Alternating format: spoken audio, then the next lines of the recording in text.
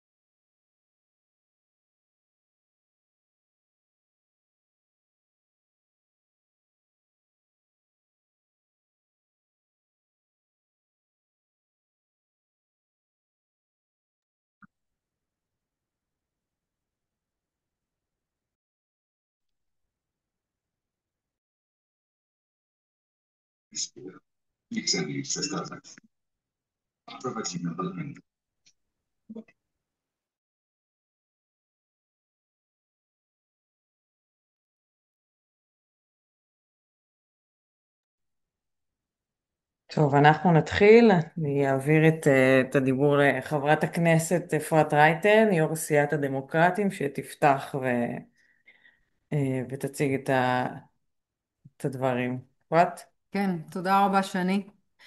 ותודה רבה לכולכם שעליתם. יש לנו קרוב ל-300 איש היום בזום. מאוד חשוב ומרגש. תודה רבה לכל מי שמצטרף. ואני אתחיל בתודות לשותפיי לזום הזה, לעורך הדין דובי וייסגלס. תכף נספר לכם עליו ועל הקשר גם עכשיו לחנינה עצמה, לבקשת החנינה, למרות שכמו שראיתם כתבנו שלא מדובר בבקשת חנינה, מדובר כאן בעצם בבקשה של חסינות וביטול המשפט. אנחנו נפגוש עוד מעט, הראשון הדוברים יהיה שר המשפטים לשעבר, חברי אבי ניסנקורן, שגם אנחנו נפתח ונשמע אצלו את הניסיון שלו כשר המשפטים ואת הניתוח שלו, גם של הבקשה עצמה, אם אפשר לקרוא לזה בקשת חנינה, ומה יהיו ההליכים שאנחנו צפויים לראות בהמשך. ונדבר שלישית עם פרופסור תמר הוסטובסקי ברנדס, שהיא משפטנית ישראלית בכירה, פרופסור, חברה בפקולטה למשפטים בקריה האקדמית אונו, היא מתמחה במשפט חוקתי ומשפט בינלאומי פומבי, חברה טובה, אישה סופר חכמה, ויהיה לה גם הרבה דברים לומר על היוזמות החדשות שכבר אנחנו מתחילים לקרוא עליהם ולשמוע עליהם בתקשורת של כל מיני אנשים שמעוניינים למצוא כאן פתרונות יצירתיים ואולי להכשיר איזשהו מהלך שבעינינו הוא פסול לחלוטין, אז גם איתה אנחנו נשמע בהמשך. אז בעצם למה התכנסנו? נתניהו, שבשנת 2016 נפתחו נגדו החקירות הפליליות. תיק 1000, 2000 וכמובן 4000. בזמנו היועץ המשפטי מנדלבליט החליט להגיש נגדו את כתבי האישום. בשנת 2020 גם נפתח המשפט שלו. מאז חלפו 5 שנים, ובזמן הזה אנחנו חוזים במתקפה חזיתית ורוחבית על מדינת ישראל, על כל מוסדותיה, על הדמוקרטיה ועל כל מי שעומד בדרכו. המשפט שלו הוא הרגע המכונן שבו למעשה התחילה מתקפה חזיתית על מערכת המשפט, על הפרקליטות, על היועצים המשפטיים, על המשטרה בזמנו, על התקשורת כמובן, על כל מי שלמעשה לא רק עשה ופעל כדי להעמיד את ראש הממשלה, וזאת באמת תקדים שראש ממשלה מכהן מואשם בפלילים חמורים, אז כל מי שידו היה באירוע הזה, כל מי שדיווח, כל מי שמבקר את נתניהו, כמובן הוא חלק ממתנגדיו ומתנגדי השלטון. היה לו ניסיון שלצערי גם מצליח לקטב ולפלג את מדינת ישראל ואת העם סביב המשפט שלו במשך כל השנים האלה, ולמעשה לנסות לצייר כאילו הימין או תנועת הליכוד הם אלה שעומדים למשפט ולא הוא עצמו. זה קמפיין נבזי, זה קמפיין ציני, קמפיין שבאמת עשה נזקים איומים לחברה במדינת ישראל. ולפני שאני ככה נמשיך בדברים, חשוב לבוא ולומר, אני שומעת לאחרונה, בעיקר מאז שהוגשה בקשת החנינה, אבל עוד הרבה קודם לכן, שזהו, שישראל למעשה התעייפה ושצריך להפסיק, וטוב לישראל שהמשפט הזה ייפסק, כי מדינת ישראל נמצאת במצב כל כך קשה וחמור ומסוכן. ואני שואלת את עצמי, מי הוליך את מדינת ישראל לקיטוב? מי גרם להתקפה החזיתית הזו על כל מערכות השלטון במדינות ישראל? בעצם כשאנחנו באים ואומרים צריך לשחרר את מדינת ישראל מהמשפט, אני א' לא התעייפתי, שאף אחד לא ידבר בשמי, אני לא בטוחה שהאינטרס הציבורי והאינטרס של מדינת ישראל יהיה לבוא ולסיים את המשפט, בוודאי לא בתנאים האלה שבהם נתניהו הציג במכתבו לנשיא המדינה. אבל זאת שאלה מאוד מאוד גדולה ורצינית על הפרק. האם צריך לסיים במעין הליך כזה של חנינה, לבטל את משפטו של נתניהו ולהשאיר את הנזקים החמורים והאיומים ובקמפיין ההסתה כלפי כל מערכות שלטון החוק במדינת ישראל שנגרמו על ידיו, להשאיר את השאלות האלה באוויר ולהשאיר את הנזקים האלה כך. ויש עוד הרבה מאוד שאלות כבדות משקל שקשורות להליך הזה, ועל כך אנחנו ננסה לענות לפחות על חלקן בשעה הקרובה הזו עם המומחים והחברים שמצטרפים אלינו לזום, וכמובן ניתן להם בסוף לכם את ההזדמנות לשאול גם את השאלות. אז אנחנו נתחיל ממך אבי, שר המשפטים לשעבר, שתודה לך שאתה מצטרף אלינו. ערב טוב אבי. שלום, ערב טוב. שומע? היי. תודה שהצטרפת, ואולי קודם כל תתחיל אצלנו באיזשהו סדר. כמי שהיה, אתה גם כמובן עורך דין, אבל כמי שכיהן כשר משפטים, נתקלת בבקשות חנינה. אז האם המכתב הזה הוא נכנס בגדר הגדרות של בקשת חנינה, והאם נתקלת בבקשות דומות כשהיית שר המשפטים, ואיך אתה רואה את הסיכוי להמשך ההליך הזה, מה צפוי לנו בעצם?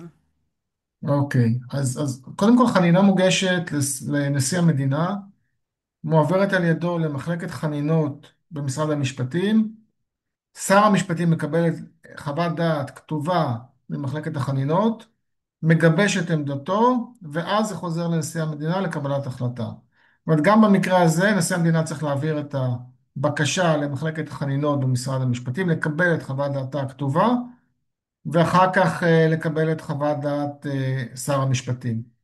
עכשיו, דרך המלך, ורק במקרה אחד זה לא קרה בפרשת קו 300, היא שחנינה נדונה רק אחרי הרשעה ולא לפני הרשעה.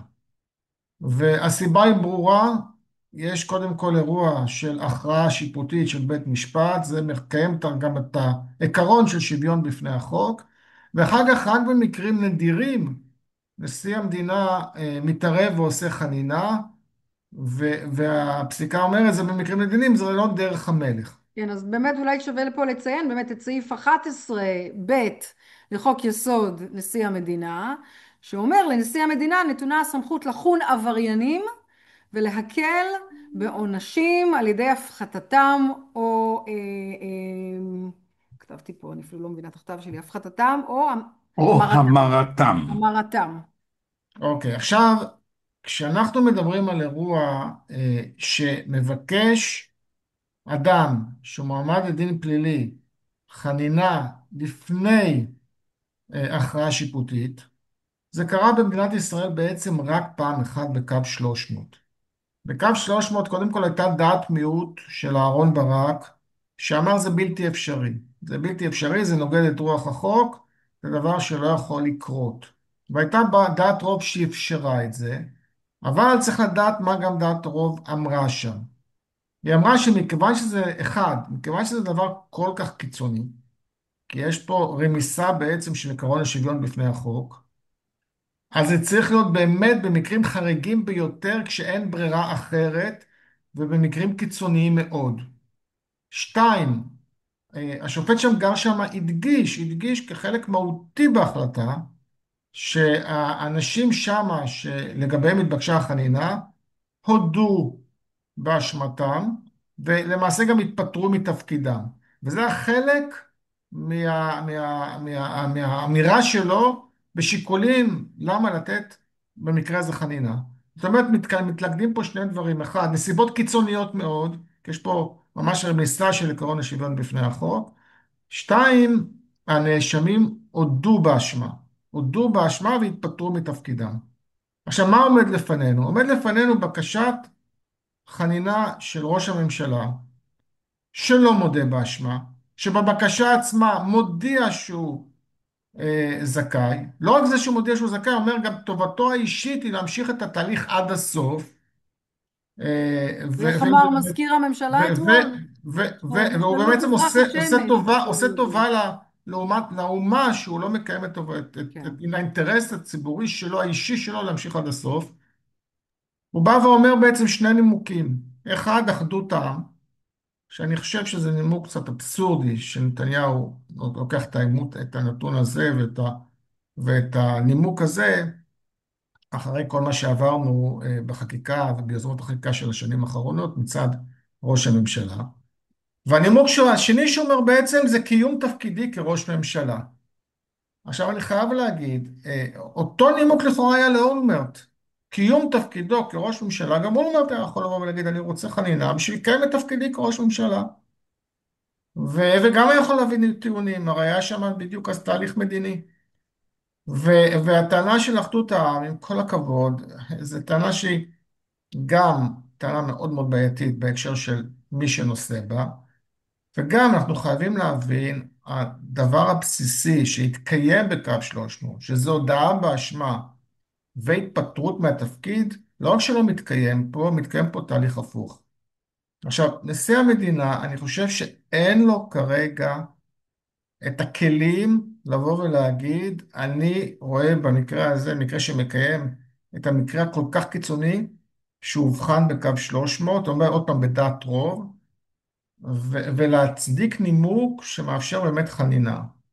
ואנחנו פה באמת איזשהו אירוע שהוא אירוע קיצון, שראש הממשלה משתמש במוסד הזה בניגוד לכל ההלכות שאני התרגלתי וגם כשהייתי שר משפטים, ותוך שימוש במקרה מאוד מאוד חריג של קו 300, ותוך סטייה מהותית ממה שקרה בקו 300, בייחוד אה, אה, א', בנימוקים, שתיים, בהודעה באשמה, שלוש, בהתפטרות מהתפקיד.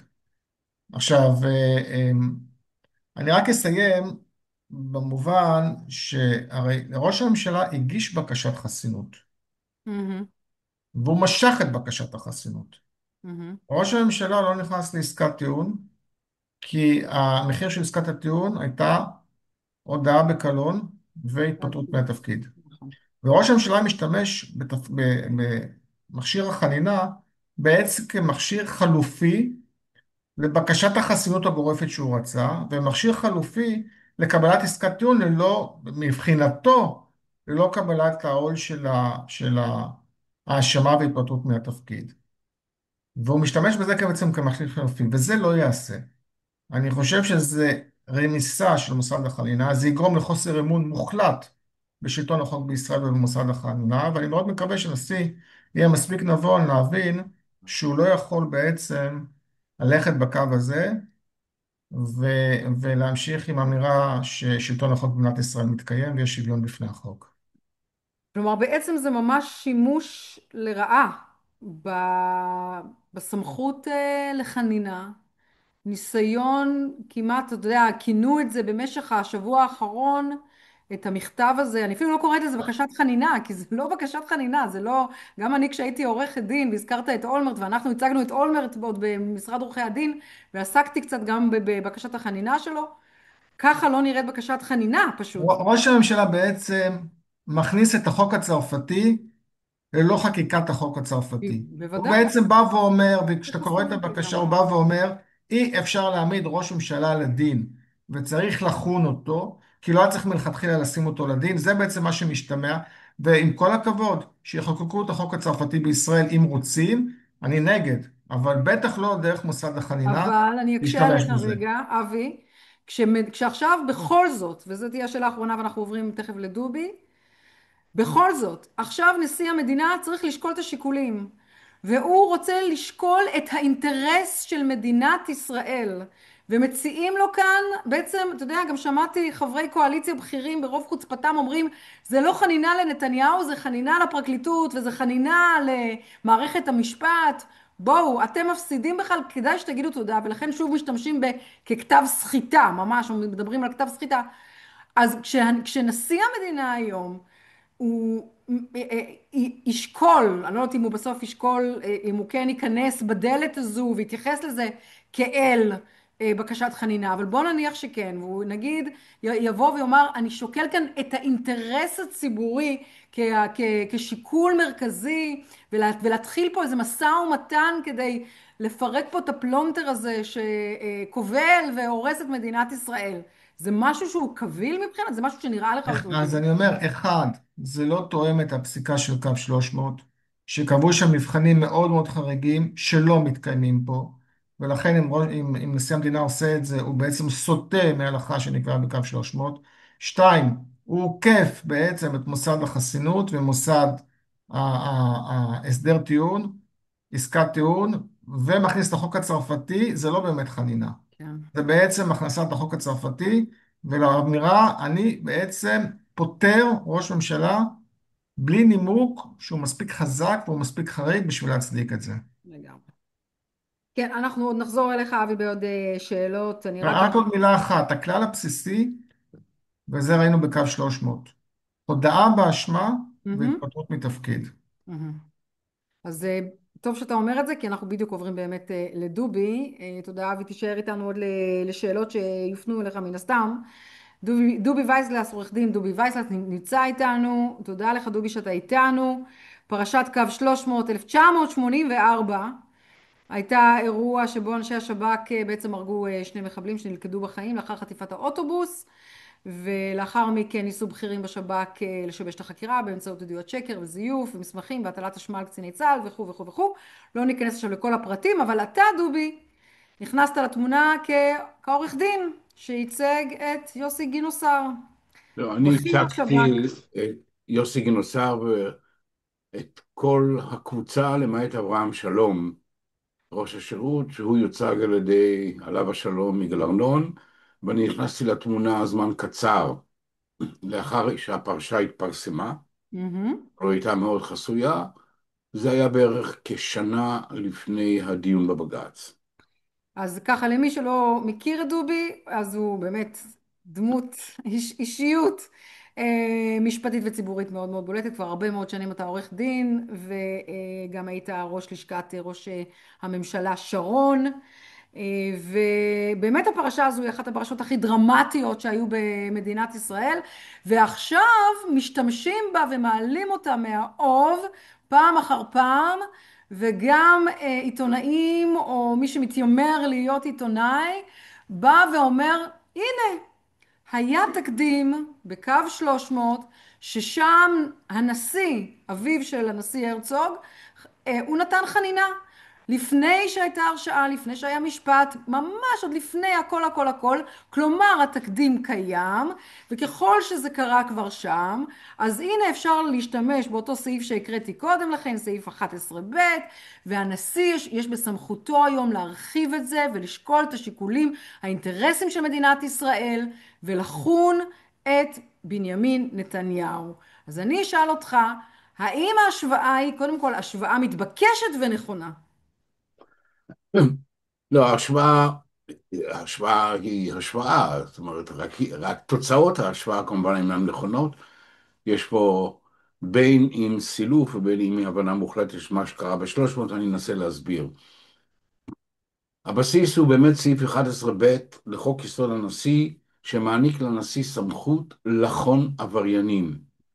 ואני רוצה אולי שנבין, רק מעמדו של איש כעבריין מזכה אותו לפנות לנשיא. פה לכאורה לא הנשיא, אלא פקידת הדואר של בית הנשיא, הייתה צריכה לקחת את המעטפה שהגיעה ממר נתניהו ולהחזיר לו, שכן הוא איננו עבריין, או לפחות עד היום לא הוגדר כעבריין. מה החידוש ב-300? עד 300 ההשקפה הייתה שעבריין במשמעות חוק יסוד הנשיא הוא מי שהורשע בדינו. כלומר, מי שהוגש נגדו כתב אישום והורשע. בפרשת 300, עיקר השאלה הייתה מה דינם של קבוצת אנשים שהודו במעשה עבירה. הם הודו בכתב במעשה עבירה. ואני אספר בשתי מילים מה היה. בעצם הרקע להתפתחות הזאת הייתה שנפתחה חקירה נגד אנשי השב"כ שהיו מעורבים בפרשה. בקבינט החלה מהומה, שכן חלק מן השרים סברו שאין זה מן הראוי שאנשי שב"כ שכשלו במעשה בלתי חוקי אגב מילוי תפקידם ייחשפו לחקירת משטרה, ואז התעוררה דרישה להקמת ועדת חקירה ממלכתית. ראש הממשלה דאז יצחק שמיר, זכרו לברכה, שאין לו ניסיון טוב עם ועדות חקירה, אם נאמר את זה בעדינות, התנגד, ועלה הרעיון לנסות פשוט להתיר את הפלונטר הנורא הזה על ידי חנינה.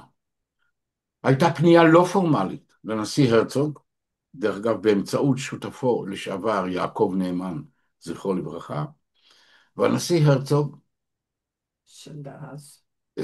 של אז, כמובן הרצוג האב, התנה את מתן החנינה בשלושה תנאים.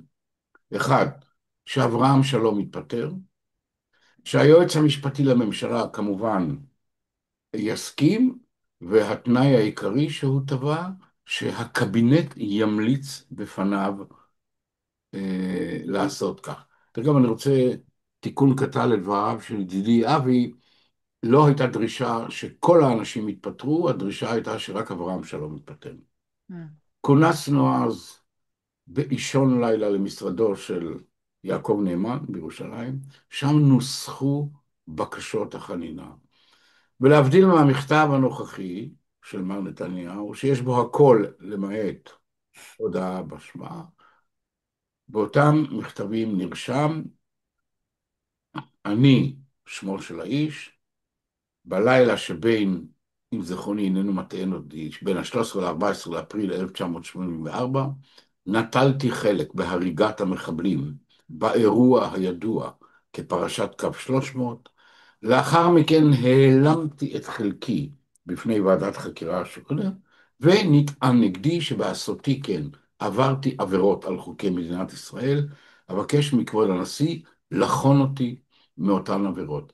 ובאמת השאלה הראשונה שהתעוררה בבג"ץ, האם ההודעה באלף הזאת, בשל, הייתי מגדיר זה, ההתחכמות הלשונית הקלה שהייתה שם, היא הודעה או לא. השופטים הבהירו לנו שבמידה והם יגיעו למסקנה שאין פה הודעה מלאה ושלמה בעבירה, החנינה תתבטל. משום שאני חוזר ואומר, כאקסיומה, חנינה יכולה להינתן רק לעבריין. השאלה הנוספת שהם התחבטו בה, האם, כמו שאמרתי קודם, עבריין הוא רק מי שהורשע בדינו, או עבריין הוא גם מי שהשים עצמו רשע, כלומר מי שהודה במעשה עבירה. נחה דעתם שאותו מכתב שכרגע ציטטתי את תוכנו, הוא הודאה מלאה ושלמה במעשה עבירה. משכך האנשים הללו הגדירו את עצמם כעבריינים, ולכן הם באים בגדרו של הם נופלים בגדרה של הסמכות המוענקת לנשיא לחון. כמובן, הנדבך הנוסף של בחינת בית המשפט, האם שיקוליו של הנשיא, השיקול המהותי, הלוא הנשיא הרצוג, זכרו לברכה, הרצוג האב, חן אותם משיקולים דומים לאלה שמופיעים במכתבו של נתניהו. אני אפילו נוטה לחשוב שיש לי רושם שיש פה איזה פלגיאט קטן, כן? כלומר, שרוח הדברים הועתקה משם. הוא כתב שבשים לב לסערה הציבורית, בשים לב לקרע ההולך ונפער בין חלקי העם, בשים לב לצורך להגן על מערכת הביטחון, הוא נותן להם חנינה. לכן, המעגל הנוסף של הבדיקה של בית הדין הגבוה לצדק, האם שיקוליו של הנשיא היו עומדים במבחן. פה הסתמך בית המשפט העליון על פסק דין מאוד מעניין, שניתן בארצות הברית. זאת הייתה עתירה נגד הנשיא פורד לביטול החנינה שהוא העניק לנשיא ניקסון מיד אחר התפטרותו. לאלה מכם שזוכרים את הפרשה, המנחה הנפלאה שלנו איננה זוכרת זאת, משום שאני מסופק אם היא הייתה אז בחיים, אבל חלק מאיתנו כבר היו. מיד אחרי ההתפטרות של ניקסון, הנשיא פורד חן אותו מכל העבירות שהוא הוחשד בהן בפרשת ווטרגייט. והעתירה לבית המשפט בארצות הברית הייתה, ניקסון מעולם לא הואשם וודאי לא הורשע באותן עבירות, ולכן לא ניתן להעניק לו חנינה. פסק בית המשפט בארצות הברית, ראשית, עבריין איננו בהכרח מי שהורשע, אלא גם מי שהודה.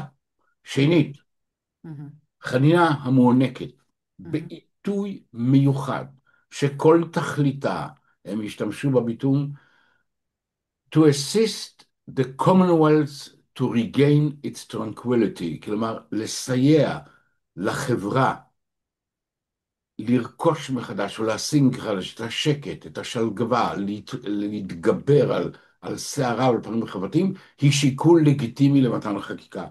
בעקבות התקדים הזה, בעקבות דברים נוספים, בית המשפט העליון בעצם אישר את החלטת הנשיא, אבל צריך לזכור, ההחלטה על מתן החנינה היא איננה של בית המשפט העליון, הוא רק בוחן את תוקפה.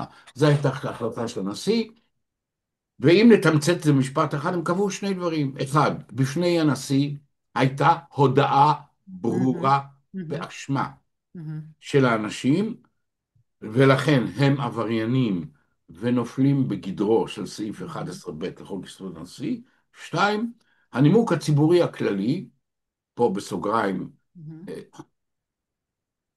אבי ידע לספר לכם שכל החנינות בארץ עד היום, למעט ב-300, כל החנינות הנשיאותיות, תמיד ניתנות ליחיד על רקע אישי, בין אם זה מצוקה, בין אם זה מחלה קשה. חסד, רחמים. רחמים, לדוגמה, לעתים מזומנות שתאונת דרכים נוראה מסתיימת בכך שנהג בעצם גרם למותה של כל משפחתו, הנשיא יחון אותו. זה תמיד שיקולים של חסד, ושיקול שעל רקע, כמו שאמרתי, מצוקה אישית או מקרה יוצא דופן של יחיד.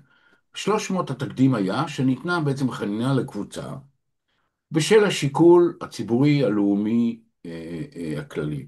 אז מדוע אני ככה, אנחנו תכף צריכים לעבור לתמר, אז אני ככה מגיעה איתך לסיכום, דובי. א', באמת הזכרת את פסק הדין, והנה הוא עומד כאן לנגד עיניי, ואני אקריא שם את הפסקה שאתה דיברת על זה, שצריכה להיות הודאה ללא ספק. בפני השופטים. הם קובעים, משנחה דעתנו כי היו לפני הנשיא ראיות, שנעברו העבירות, אשר פורטו לפני הנשיא בבקשות החנינה בעל פה ובכתב, ומשנתברר כי מבקשי החנינה הודו במעשה העבירה וביקשו כי יחונו אותם, היו לפניו נתונים מספקים כדי לשקול בקשתם לחנינה, ואיני רואה כי קמה עילה להתערבותנו. אין ספק, אפרת, כמו שאמרתי, זאת הנחה אקסיומטית, בהיעדר עבריין, אנחנו לא נמצאים בכלל בפרמיסס, אנחנו לא נמצאים בכלל באזור החנינה. המכתב של ביבי איננו בקשת חנינה. זה מה שאתם רוצים, זה לא בקשת חנינה. זהו. מילה אחת לפני שאנחנו מוסרים את כן. רשות הדיבור תמר. תראו חברות, חברים, בואו נהיה ריאליים. מה שאנחנו יודעים, הנשיא ודאי יודע וגם ביבי יודע. בעיניי התכלית של הפנייה היא לגמרי שונה. אני כמעט משוכנע שביבי מבין שחנינה הוא לא יכול לקבל, משום שלא עולה על דעתו להודות בעבירה, והנשיא ודאי יודע שהוא איננו יכול להעניק חנינה אלא לעבריין. אז מה כן? התכלית היא להחזיר את הנשיא אל זירת העיסוק בנושא, על מנת שהוא פה יותר ישמש כמעין מגשר, מתווך, ילך בין היועצת המשפטית לממשלה, שהיא ללא ספק צד הכרחי לבחינה שהוא מקיים, וינסה בסופו של דבר להגיע לנוסחה שאולי תאפשר את סיום העניין בעסקת טיעון. הדרך היחידה שהמשפט הזה יכול להסתיים שלא בפסק דין זה בעסקת כן, טיעון. עסקת עד כה טיעון. סנגוריו של ביבי ללא הרף ביקשו הליך של גישור. נכון. היועצת המשפטית לממשלה מטעמי עיקרון איננה מוכנה פה לגישור, לדעתי, לעניות דעתי, וזאת הערכה פרטית קטנה שלי, אבל כיוון שהבטיחה לי אפרת שהנושא כולו מוקלט, אז נוכל לבחון את תקיפות ההנחה הזאת בעתיד לבוא. הכל נועד כדי להעניק לנשיא איזשהו מעמד פורמלי, שלא היה לו עד היום, בתוך כן.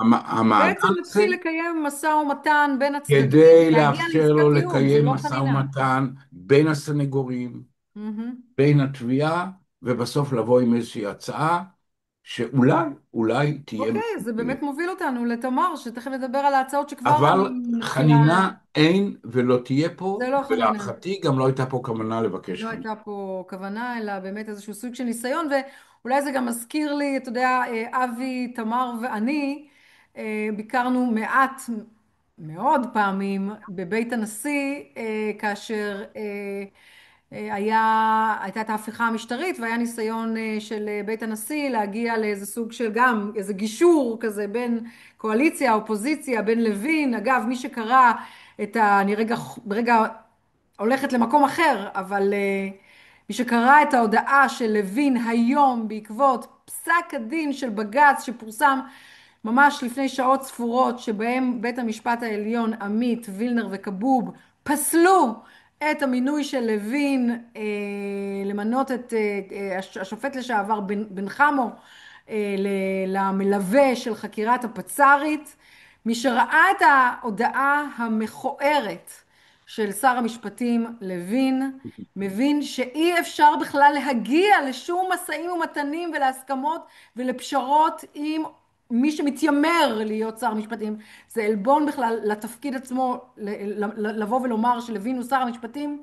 הוא נכנס באופן אישי חזיתי, עולב בשופטת, בכבוד השופטת וילנר, שרק לפני רגע הייתה מוכרזת כשופטת שמרנית, רק לפני רגע בכלל הוציאה תחת ידה תקדים, בעיניי מסוכן ושגוי, אבל הוציאה תקדים שבו היא נתנה לשר המשפטים את הסמכות למנות מטעמו מלווה לחקירה, והוא עלב בה בצורה כל כך מחפירה ואישית.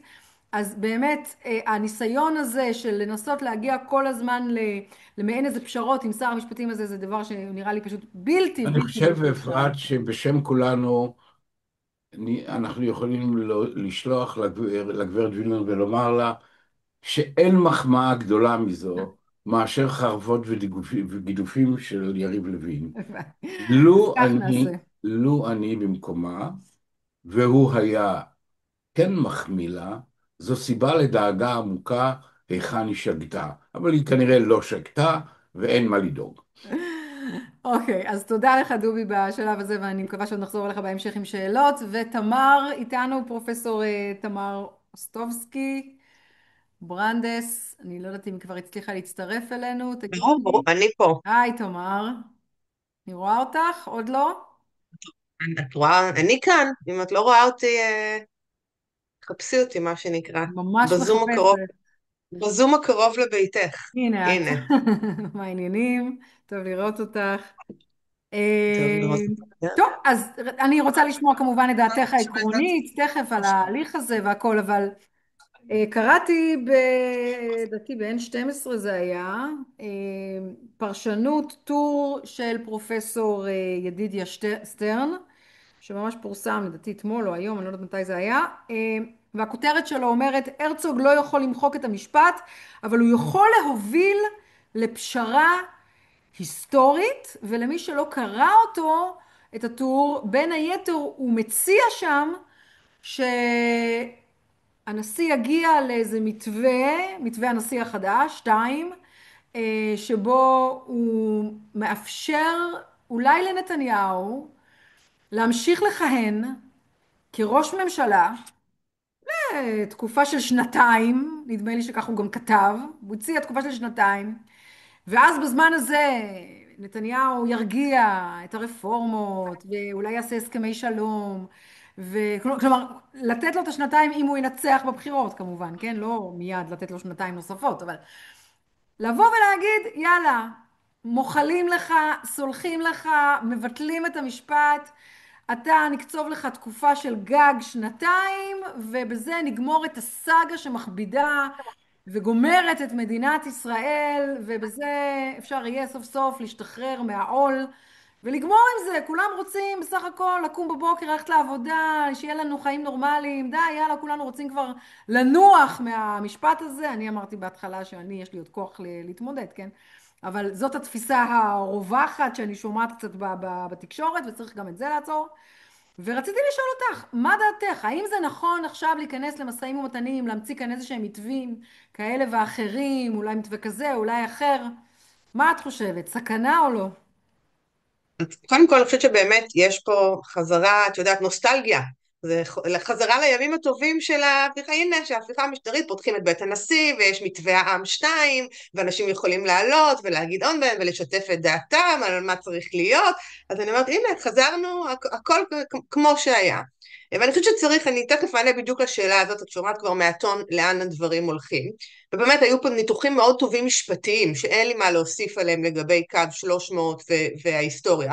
אז אני כן רוצה שנדבר על מה קורה עכשיו, לא רק על ההשוואה, על הבקשה הזאת ועל המסגור של הבקשה הזאת, בקונטקסט שבו אנחנו נמצאים, לא במובן הכי משפטני של מה זה עבריין ומתי אפשר לתת חנינה. ואני רוצה להגיד פה כמה דברים. את רוצה להעיר באיזושהי הערה צדדית, לגבי זה שיש משהו מאוד מאוד, לא יודעת אפילו איך להגיד על זה, בזה שהבקשה הזאת מתחילה בהישענות על פנייה של נשיא ארצות הברית. יש לנו באמת ממשלת הריבונות הגדולה, אומרים לנו כל היום ריבונות, ריבונות, ריבונות. אני מזכירה שזאת ממשלה שמקדמת הצעות חוק שאת יודעת, כי את יושבת שם ואתם נלחמים, הצעות חוק שבאות לחסל את ארגוני זכויות האדם, בהטלת מיסים עליהם, בלתי אפשריים, בגלל הטענה נגד הארגונים זה שהם מקבלים תרומות ממדינות זרות, וזאת פגיעה בריבונות הישראלית. זאת אומרת, הממשלה הזאת מקדמת את ההצעות האלה, אתם יושבים ונלחמים בהצעות האלה, ואומרים לכם, אתם רוצים להכניס לפה גורמים זרים, ואז באים ומזמינים גורם זר להתערב בהליך משפטי, ומתבססים על נשיא של מדינה זרה. אז באמת, האירוניה פה, זאת אומרת, אין מה להגיד על זה, בסדר? על ההתבססות פה על הריבונות של להזמין נשיא של מדינה זרה, ולהתעלות עליו, כאיזשהו וו או עילה לשנות הליך, כשזה בא מהממשלה הזאת, אבל בסדר, נשים את זה רגע בצד. אני חושבת שצריך להבין מה קורה פה, ואני מסכימה מאוד עם הדברים שנאמרו לפניי, שלא מדובר פה בבקשת חנינה. מדובר פה בבקשה להפסיק את המשפט, לא מדובר פה, הכל נכון, אין פה הודעה ואין פה נכונות להכיר בזה, ואין פה נכונות להתפטר, אבל צריך לשים לב שבעיניי אפילו לקחת את זה עוד צעד קדימה. והעוד צעד קדימה זה שיש פה איזושהי מסגור של נקודת קצה, שממנה מתחיל משא ומתן. אז מונחת פה זה שיטת עבודה, ואנחנו רואים את שיטת העבודה, אנחנו כבר 3 שנים בשיטת העבודה הזאת. שיטת עבודה שאומרת, אנחנו נבקש משהו שאנחנו יודעים שאי אפשר לקבל אותו. אנחנו נדרוש ביטול המשפט עם אפס אחריות, עם אפס הודעה, עם אפס לקיחת אחריות, בלי התחייבות לשום פרישה מהחיים הציבוריים. את זה ברור שאי אפשר לקבל, אבל עכשיו מול הדבר הזה צריך להתפשר. בואו תציעו הצעה נוגדת, ואז יתחיל איזשהו משא ומתן באמת לקראת אולי עסקת טיעון, ועכשיו אנחנו כבר לא מדברים על השאלה אם צריך לסיים למצות את ההליך הזה עד סופו, אלא כולנו כבר תחת איזו הנחת עבודה שאנחנו רוצים לגמור עם זה, ועכשיו רק השאלה היא מהם התנאים. אז עברנו מהנחת העבודה שאומרת, עקרון שלטון החוק אומר שמשפט ממצים, להנחת עבודה שאומרת מי שרוצה לראות את זה, ההליך הזה עד סופו, הוא קיצוני. הרי אנחנו מכירים את הרטוריקה הזאת. הוא קיצוני, הוא בעצם מחוץ למחנה, הוא אולי לא יזמינו אותו לבית הנשיא, אפרת, אין לדעת, בסדר? בעצם מי שנכנס לחדר זה מי שכבר מקבל את הנחת העבודה שבה צריך לדבר על התנאים. כבר לא מדברים על האם, אלא אנחנו מדברים על מהם התנאים. אז קודם כל צריך לזכור שאנחנו כבר נמצאים בתנאים. נתניהו מכהן בתנאים. הוא מכהן בתנאים של הסדר ניגוד עניינים. עבד מעולה עד עכשיו. תנאים. נזכיר את זה, תזכירי 2020, אותו משפט שהיה, אותה עתירה, 11-0 המפורסם, שבו ניתן לנתניהו לכהן כראש ממשלה, למרות שהוא מואשם בפלילים, אבל לחתום על ניגוד עניינים. על הסכם. אז אנחנו כבר בתנאים, כבר היינו בסיפור הזה. זאת אומרת, הסידור הזה שכולנו מסכימים, ועכשיו רק צריך לעשות משא ומתן התנאים, וברור שכולם יכבדו את התנאים, אם נתניהו יכבד את התנאים, אין שום בעיה, הוא יכול להיות ראש ממשלה תחת משפט, זה לא יפריע לו לנהל את ענייני המדינה. זאת אומרת, כבר היינו בסרט הזה, היינו בסיפור הזה שניהלנו מול נתניהו משא ומתן על תנאים, כל המציאות שלנו עכשיו תחת התנאים הזה, ואם יש משהו שהבקשה הזאת מדגימה מאוד יפה, זה שהתנאים לא עובדים. כי מה נתניהו בא ואומר? זאת אומרת, כשאני ראיתי את הבקשה הזאת, הדבר הראשון שאני אמרתי, זה הדבר הראשון שאני למדה מזה, זה שהסכם ניגוד העניינים מההתחלה לא עבד. כי הטענה פה היא, תשחררו את המדינה. אבל אתה אמרת שאין שום בעיה, שאתה יכול לכהן כראש ממשלה, ובמקביל לקיים את זה. אז אגב, לפני שבוע שמעתי אותו בבית משפט, אומר כבר שאי אפשר, צריך רגע להיזכר, שיש כבר פער, יש אבולוציה בין ההצהרה שלו, בתחילת העדות שלו, שהוא אמר שהוא יכול גם לכהן כראש ממשלה ולהילחם בשבע חזיתות, וגם לעמוד 2-3 בשבוע ולהעיד, אבל כבר שבוע שעבר הוא העיד בקולו בבית המשפט ואמר, אי אפשר גם לבוא לכאן וגם לנהל פה מדינה, למרות שאנחנו כבר לא בשבע חזיתות, אבל יש לו אולי עכשיו אויבים חדשים, או אולי הסכמי שלום, ואולי את זה צריך כאן, אולי זה יותר קשה. אבל הוא כבר הודע, ואגב זה גם אולי שאלה שאולי אנחנו לא נספיק לדון בה עכשיו, אבל גם שאלת באמת הפרת ניגוד העניינים, ותמיד אנחנו אומרים נבצרות, נבצרות, נבצרות, מתי זה כבר יהיה? אבל את ההסכם הבא הוא יקבל, זאת אומרת, ניגוד העניינים אי אפשר, אבל אנחנו נעשה עכשיו עוד פעם הסכם ועוד פעם תנאים, ואנחנו נניח שבפעם הבאה כל התנאים יקוימו כלשונם ובהקפדה. ואני רוצה להגיד משהו על התנאים ועל הסיפור הזה. תראי, זה לגיטימי שנאשם ינסה לקבל עסקת טיעון, ינסה לסגור עסקת טיעון, אבל זה לא מה שקורה פה. בסדר, מה שקורה פה זה באמת המיצוב והטענות שבגללם שבעצם מנסים לסחוט את עסקת הטיעון, זה אני אחרב את המערכת, אני לא אאפשר למדינה לעבוד, אני אקח את מערכת המשפט בת ערובה, ועל הרקע הזה אני אנסה לעשות משא ומתן לשיפור התנאים שלי. נאשם רגיל, אין לו את הכוחות האלה על המערכת. זאת אומרת, זה לגיטימי שנאשם ירצה לסגור עסקת טיעון, וירצה לסגור את עסקת הטיעון הכי טובה מבחינתו, אבל זה לא האירוע. זה לא מה שקורה פה בכלל. ולכן המצב שאני חוששת ממנו, גם כי זאת צורת ההתנהלות שאנחנו רואים, היא המצב הזה שבו עכשיו מגדירים מחדש את הדיון, ואומרים הדיון הוא באמת על התנאים. אנחנו באמת עכשיו בשיפור עמדות לקראת משא ומתן על עסקת טיעון, זרקנו איזה משהו שהוא לא הגיוני בכלל, אבל אנחנו מחזירים עכשיו לשיח את הרצון לסיים את האירוע, כי כולם נורא יפים, גם אני, היו פה שנים נורא קשות, כולנו רוצים שהוא ישחרר אותנו, ועכשיו נעשה משא ומתן על התנאים, והמסר שמגיע מבית הנשיא זה שזה גם קצת מה שמחפשים שם. בסדר, בואו נשמע רעיונות ונשמע דעות ונחפש מתווים, ואת מגיעה הצעה כמו הצעה של פרופסור שטרן, שזאת הצעה, ואני מאוד מאוד מכבדת את האדם, אני מדברת על ההצעה עצמה, אבל הצעה שאתה אומר, זאת הצעה של אדם שלא חי פה.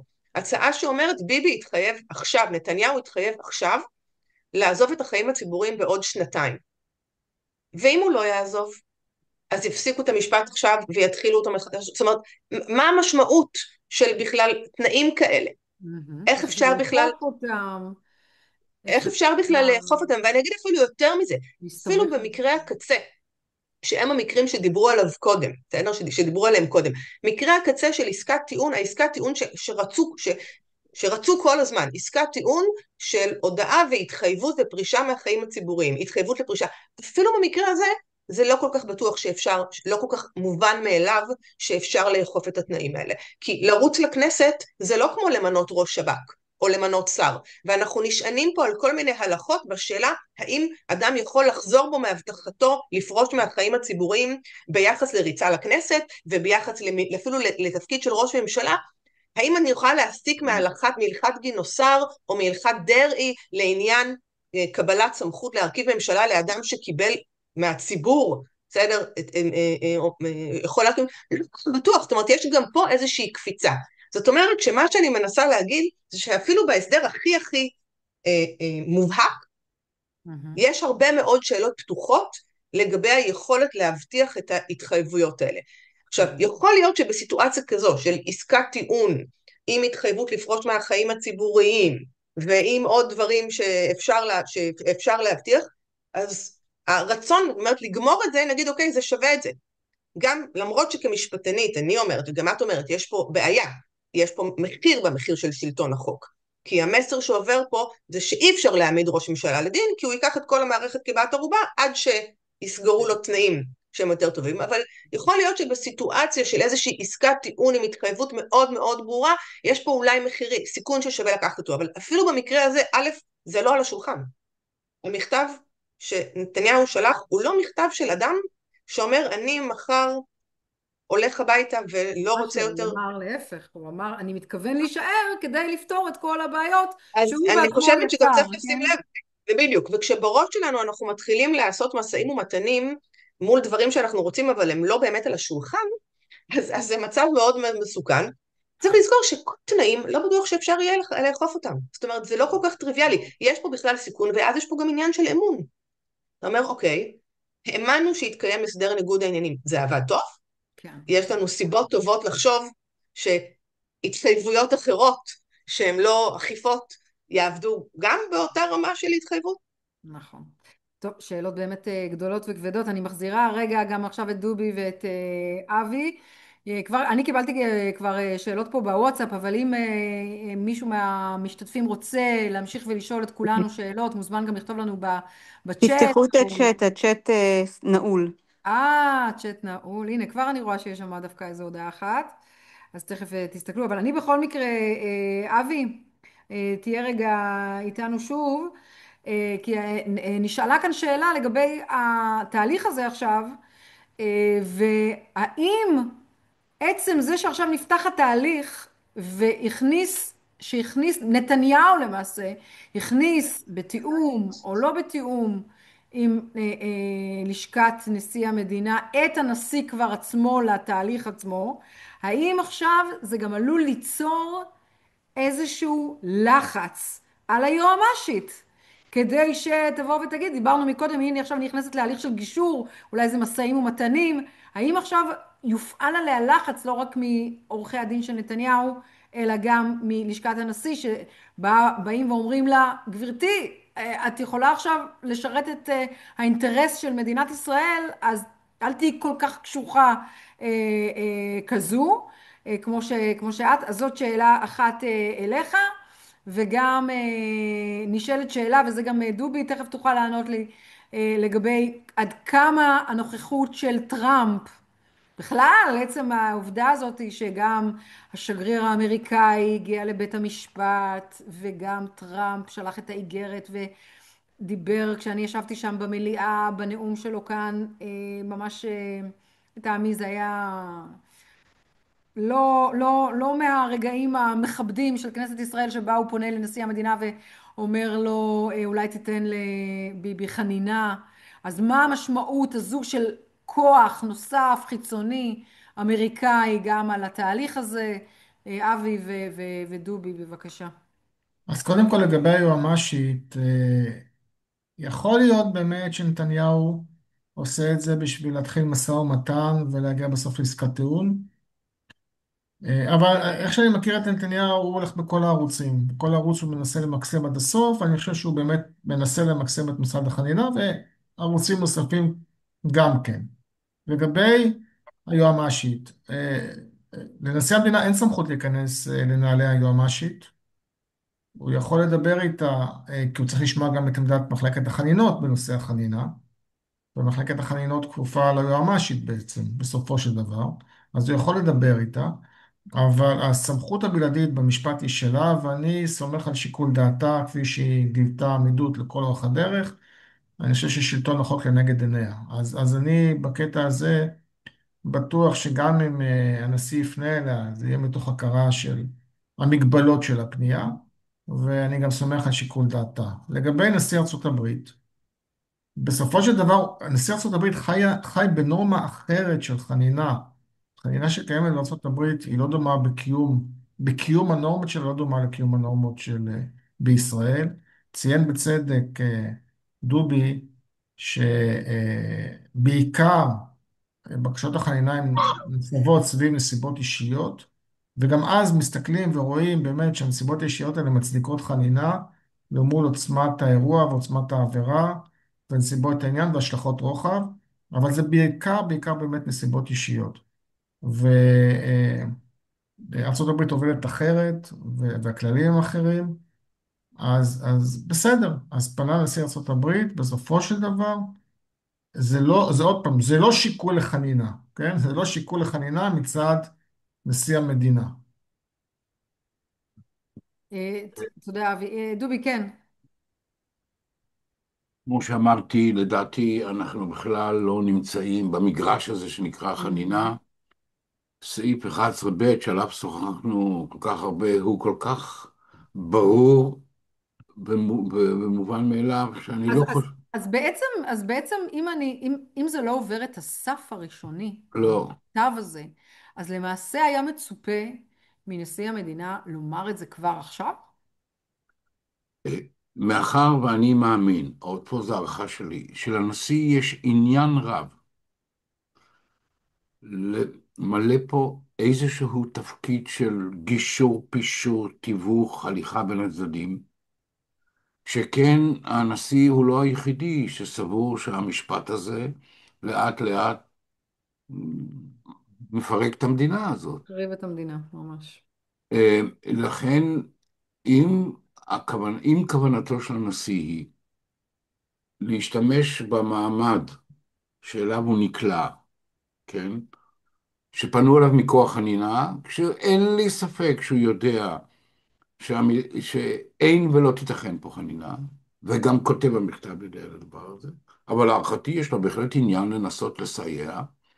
הוא יצטרך להביא את הצדדים לעסקת טיעון. הדבר היחידי שיכול לסיים את המשפט הזה, זה בעצם עסקת טיעון.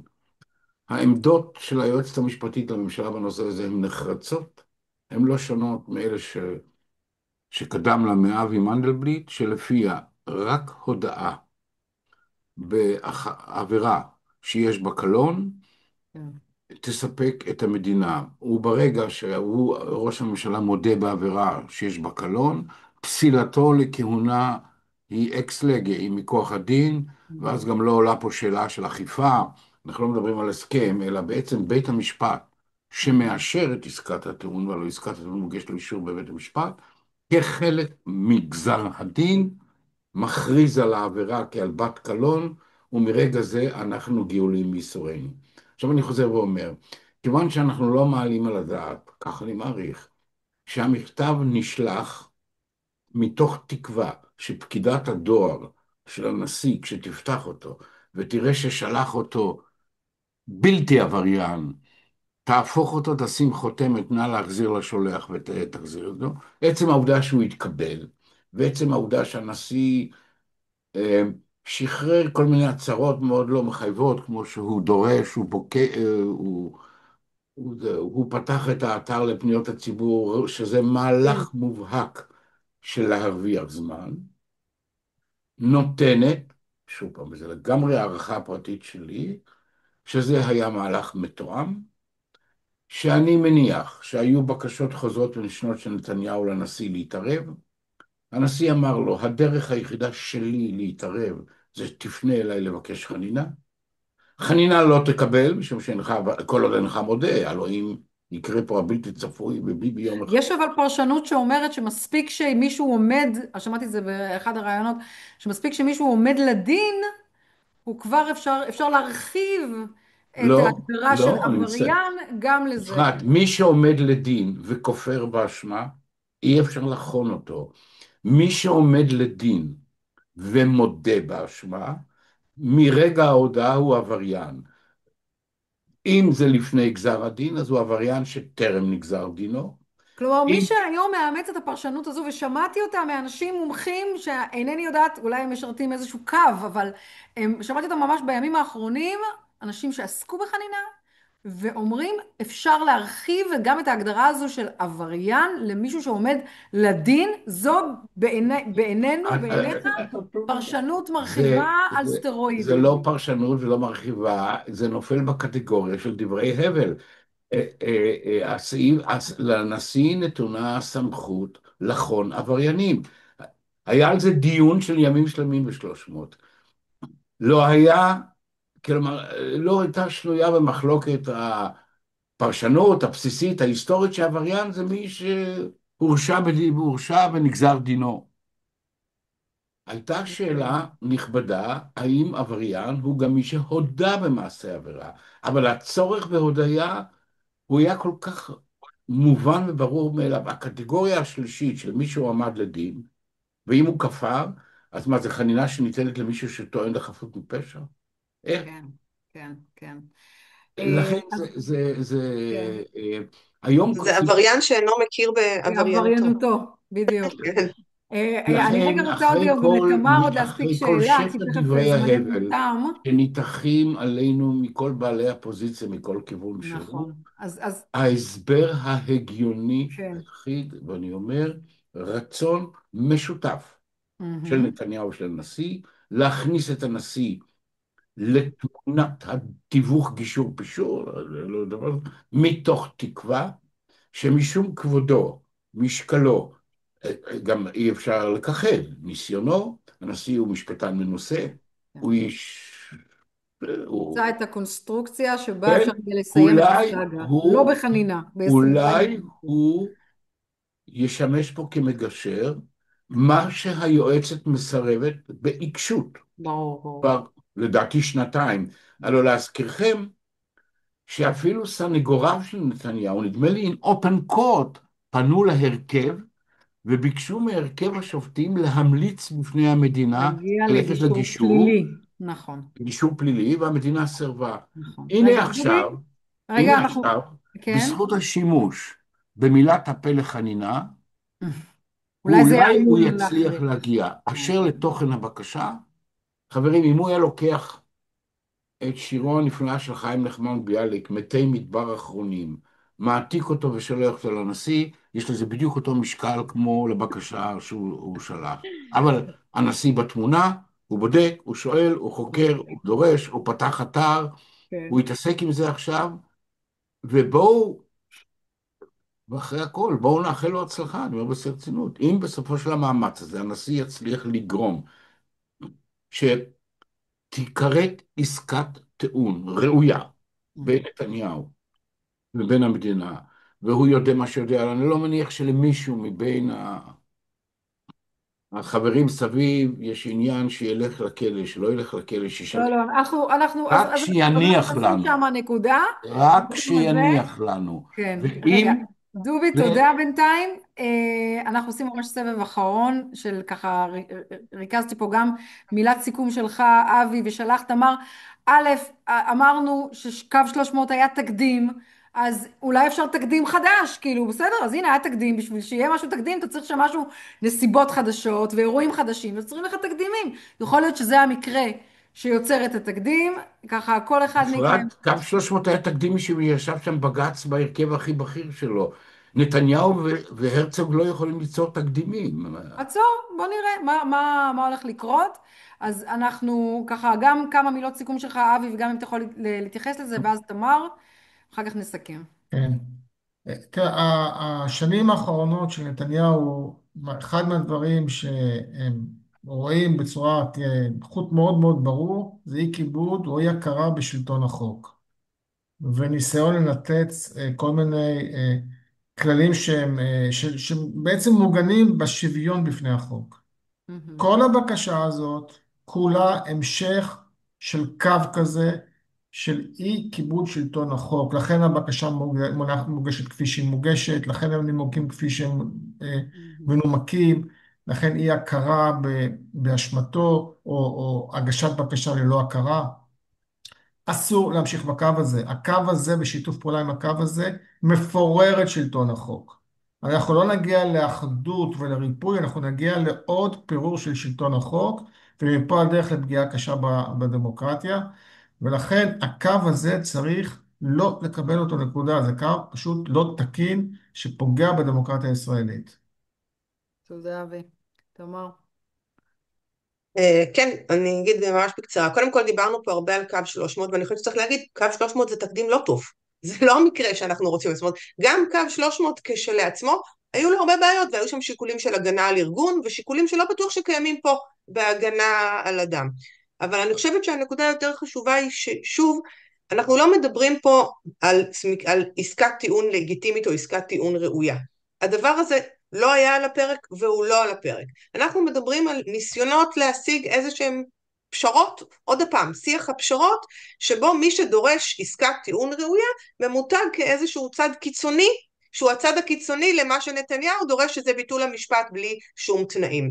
והחשש שלי ברגע הזה, בנקודת הזמן הזו שאנחנו נמצאים בה, זה מנרמול השיח הזה, ומנרמול השאיפה הזאת למצוא איזושהי נקודת אמצע. וכשאני רואה משפטנים מאוד מאוד בכירים אומרים בואו נמצא דרך שבה נשתמש בשפה יצירתית שבה נתניהו לא יוגדר כעבריין וישמור על כבודו והוא לא יושפל והוא יוכל ונסכם איתו על פרישה אבל לא עכשיו אלא בעוד שנתיים. גם אם זה לא הסידור הזה אז כל מיני סידורים מהסוג הזה, אז אני חושבת שאנחנו בדרך מאוד מהירה למה שאבי תיאר פה לפני שנייה, כי זה בעצם האירוע, זה עוד פעם אירוע של התפוררות ושחיקה, זה עוד פעם אירוע שהכל הולך, שכל דבר הוא נתון למשא ומתן, ששלטון החוק הוא נתון למשא ומתן, שאין בעצם יותר חוק, הכל שאלה של כמה כוח אתה מפעיל ומה אתה יכול להשיג כשאתה מפעיל את הכוח הזה. והדבר הזה לא עבד בשום שלב מול נתניהו, והוא גם לא יעבוד עכשיו. אבל זה לא מה שקורה פה. בכל הכבוד, כרגע יש בקשת חנינה שאין לה כל יסוד, הכל מבינים את זה. אני חוזר ואומר, הדבר היחידי שיכולה ליצור זה איזשהו שיח שהנשיא מעורב בו. השיח שהנשיא מעורב בו יכול לסיים את המשפט רק אם תתרצה היועצת המשפטית לממשלה, תגיע לעסקת טיעון של להנחת דעתה היא ראויה, לנו יש ציפיות מעסקת הטיעון הזה, אבל שיקול הדעת הוא שלה. מעבר לזה, אם זה לא יסתיים בזה, אני אומר, בעסקת טיעון למול היועצת המשפטית שלה, זה יסתיים בלא כלום.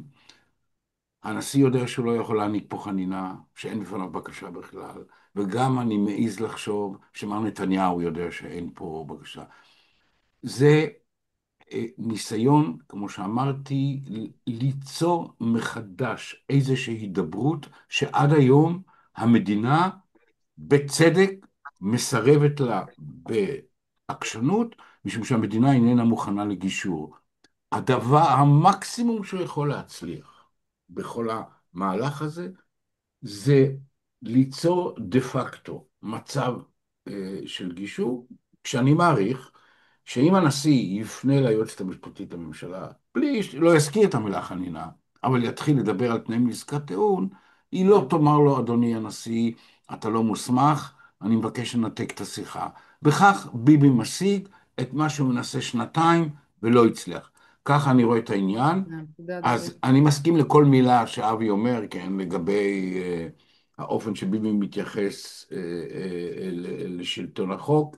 כן, בוודאי. אבל אני חוזר ואומר, למהלך הזה יש מטרה טקטית מאוד מאוד מובהקת, שעד כמה שזה נשמע אבסורד, שאם היא תצליח בציפיות שיש לנו מעסקת הטיעון, ואני אומר את זה בצורה הכי ברורה, שהוא ירפה מאיתנו ויפרוש מן החיים הפוליטיים, לא נותר אלא לאחל הצלחה לפונה ולמקבל הפנייה. תודה, דובי.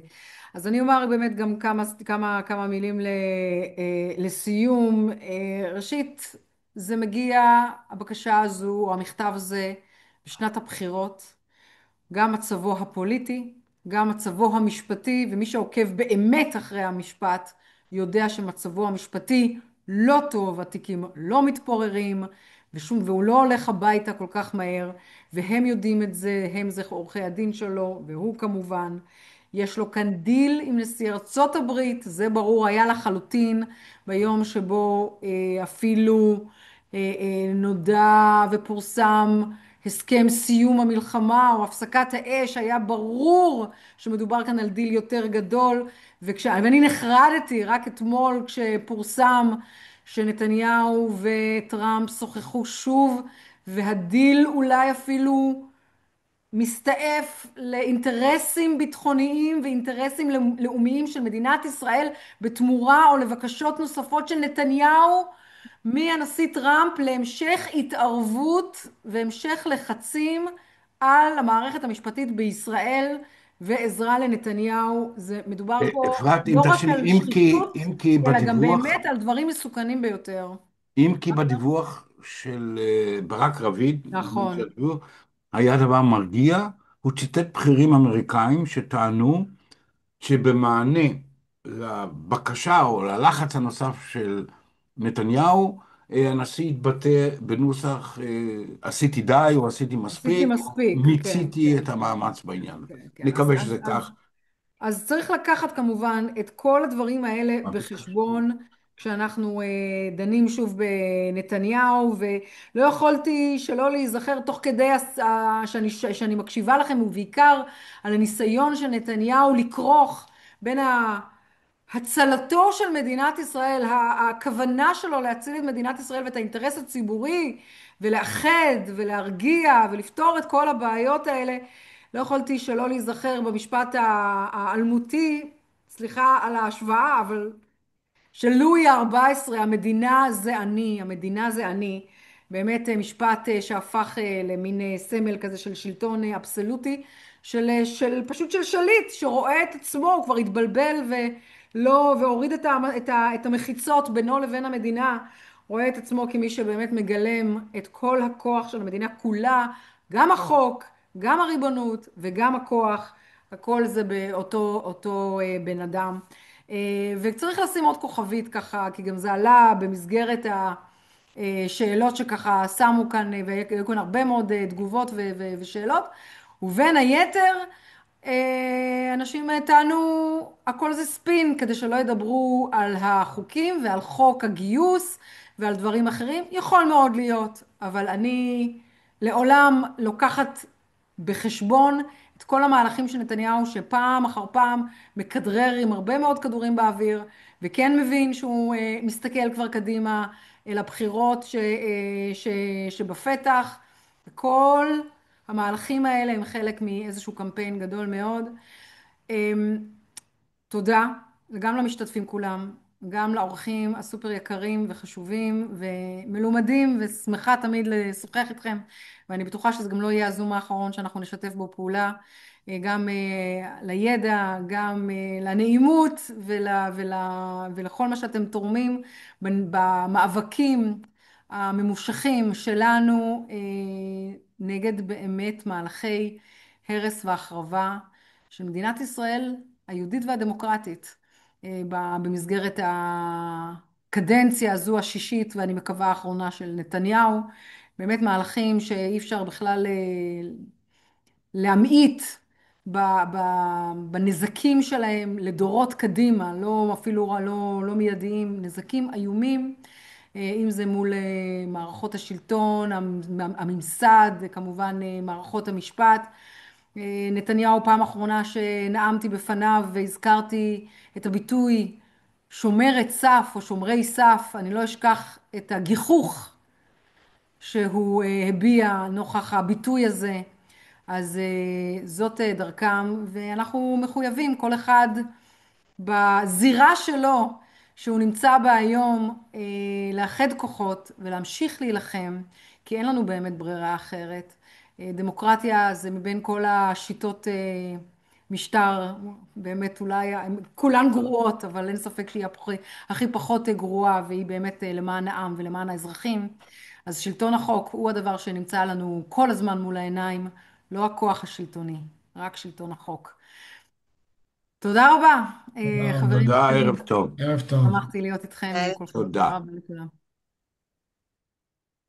תודה. תודה רבה, לילה טוב. תודה רבה לכולם. ערב טוב ולילה טוב.